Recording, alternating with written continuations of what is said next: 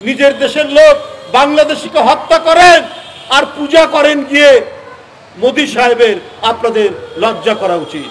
মেরুদণ্ডে জোর থাকলে একটা প্রতিবাদ করতে পারতেন ভারতের বিরুদ্ধে। যে শেখ হাসিনা ধরেই নিয়েছেন অবাধ সুষ্ঠু নির্বাচন হলে তিনি ভোট পাবেন না। যদি প্রকৃত গণতন্ত্র ফিরে আসে তাহলে তার অবস্থা নড়বড়ে হয়ে যাবে। তাই তিনি মনে করেছেন যে আইন শৃঙ্খলা বাহিনীকে সাজাতে হবে আমার মতো করে, আর ভারতের সমর্থন থাকলে পরে আমি টিকে থাকব। এই কারণে আমাদের স্বাধীনতা, আমাদের সার্বভৌমত্ব সব কিছু তিনি বিসর্জন দিয়ে দুর্বল করে তিনি তাদের মুসাহিবি করছেন, তাদের কাছে নতজানি হচ্ছেন, তাদের কাছে মাথা নিচু করেছেন। গতকাল লালমনিরহাটে গুলি করে বিএসএফ, গুলিতে আহত হয় অনেকে। তার 5 দিন আগে আরেকটি বর্ডারে গুলি করে হত্যা করে বাংলাদেশিদেরকে। একটা প্রতিবাদ পররাষ্ট্রমন্ত্রী এত কথা বলেন, এত বাচাল পররাষ্ট্রমন্ত্রী কই?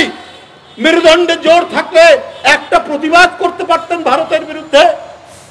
একটা প্রতিবাদ করার তো মুরদ নেই, আর বড় বড় কথা বলেন।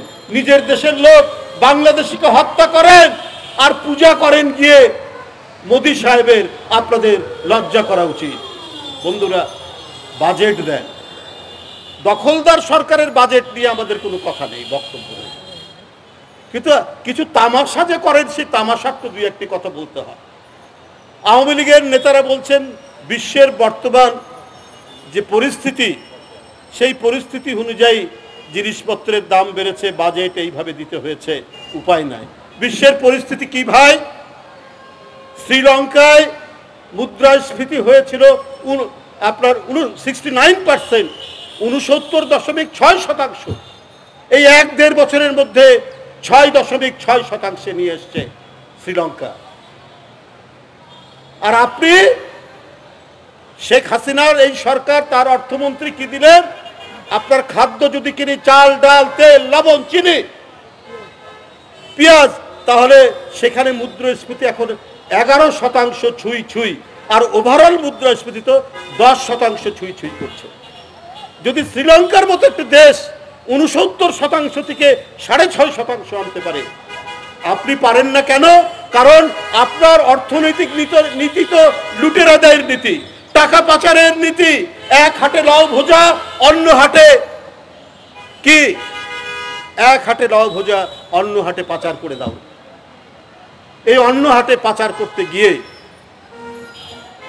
আজকে বাংলাদেশের অর্থনীতি একবারে শূন্য গহ্বর, ফোকলা করে দেওয়া হয়েছে। বর্তমান বিশ্ব পরিস্থিতি এইরকম। শ্রীলঙ্কার প্রেসিডেন্টকে পালিয়ে যেতে হয়েছে। তারপরে তারা অত্যন্ত দক্ষ ব্যবস্থাপনায় যদি 6.5% পর্যায়ে চলে আসে। আপনি পারেন না, কারণ আপনি পারবেন না। আপনি, আপনার লোকেরা, আপনার মন্ত্রীর আত্মীয় স্বজন, আপনার মন্ত্রী এমপিদের আত্মীয় স্বজন, আপনার ব্যবসায়ী ঘনিষ্ঠজনরা যত টাকা লুট করেছে, এই টাকা তো বাংলাদেশে নেই, পাচার করেছে। না হলে 1,82,000 টাকা ঋণ খেলাপি হয় কি করে?